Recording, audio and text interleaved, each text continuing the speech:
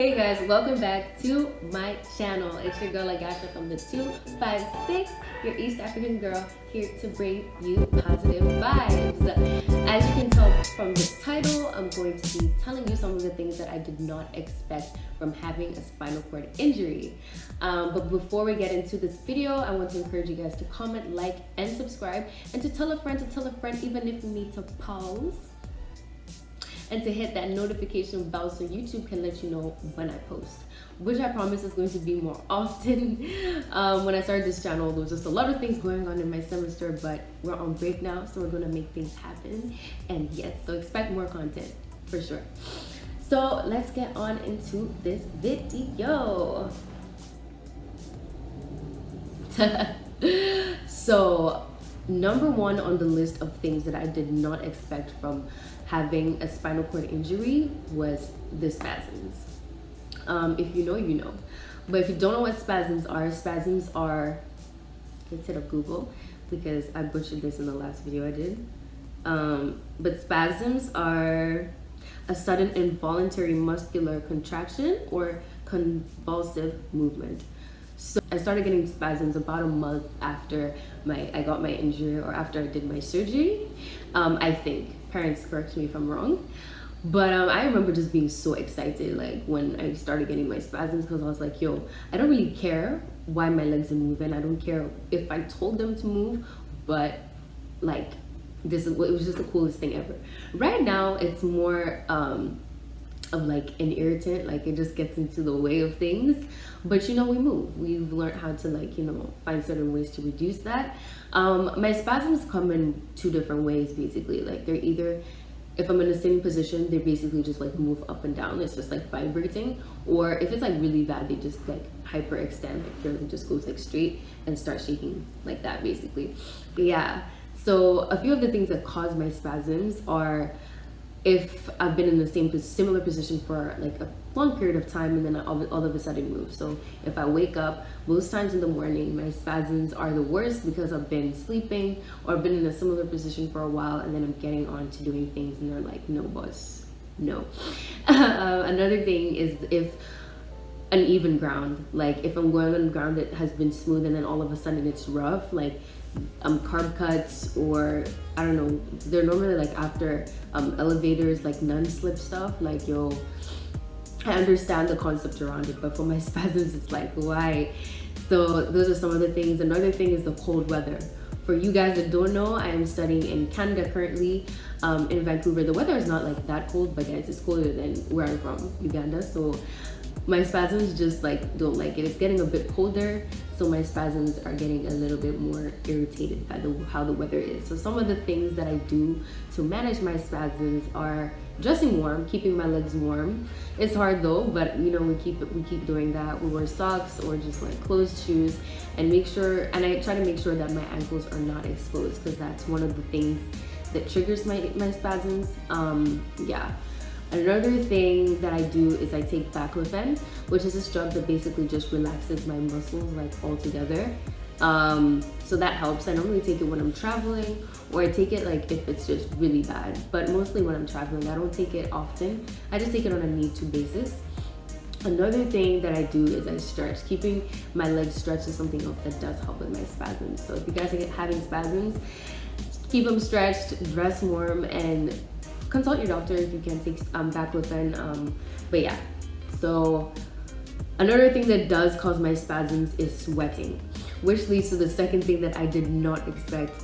After my injury, I started just sweating mad, and it wasn't even like normal sweating. It was like when I first started, and even sometimes now, it literally is just on one half of my body. Like it's not full body sweating unless like I'm actually hot.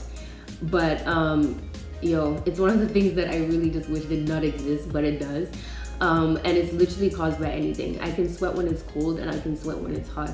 So some of the things that I do so that I'm literally not sweating is that I like to be under direct heat, which is like, what? Heat, sweat? I know, but my body's just weird like that.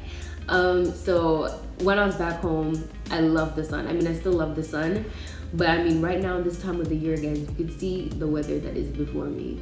It is just wow, it's a whole wow. Now that I'm here, it's like, how do I get that direct heat? So most times I order coffee or tea. Well, mostly tea. I like tea more. And I just hold it, and that helps me to basically just balance the temperatures of my body and make sure that I don't sweat. Because honestly, that's why I really don't like the cold, because I can sweat when it's cold, but I'm also trying to keep warm. So if I have all these layers on and I start sweating, then you're just like in like sweaty clothes, but also like you don't want to take them off, because you take them off, you're going to be cold, and it's just a downhill slope from there. So, which is why I love the sun, which is why I like hot drinks, and that's on that. The third thing that I did not expect from having a spinal cord injury was how skinny my legs will become. Like, I know you guys are probably like, yeah, you missed like 100 leg days, but it just didn't like resonate in my mind that, how fast my legs lost mass. It was something that I was very insecure about in the beginning. I used to start wearing like baggy pants. I would never wear tights. Like, I didn't want to wear anything that was fitting, because I didn't want it to be obvious that, like, my legs are so small. Right now, I'm getting more confident in myself. So it's like, it is what it is. But yeah, that was one thing that I just didn't expect. Like, I didn't think about it that much until like I finally saw it, and I was like, wow, like, But my general like advice to somebody who's still like subconscious about like how skinny their legs are, just dress in stuff that you're comfortable in and take it one day at a time. If you're not ready to like show your legs that much, then don't show it. Wear something that really just that you love and that makes you feel good about yourself.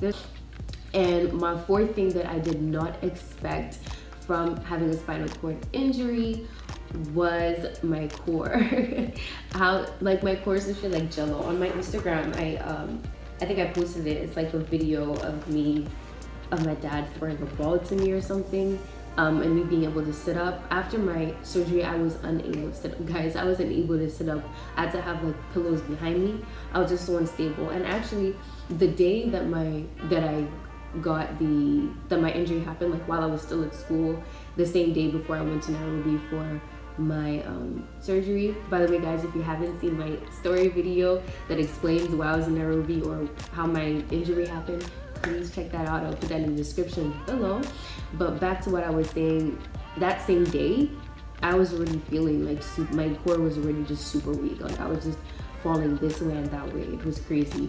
But that was just one thing I didn't expect, like I didn't think about. Like, it's just wild how everything in your body has a purpose that you don't think about, and it was just one of those things, like, it was just eye-opening. And even like right now when I think about it, I'm like, wow, like everything was so intricately made, and it's like, wow. But anyways, back to what I was saying, I did not expect that. And so I've just been my core has gotten a lot better now. Like, I'm not just falling anyway, like each and every way, but there are just still certain things that, like, if I'm not prepared to like there's sometimes I just brace myself for certain things that are going to happen. So if all of a sudden I'm in a car and the car moves and I'm like not like thinking about it, yeah, I'm most likely going to fly forward a bit.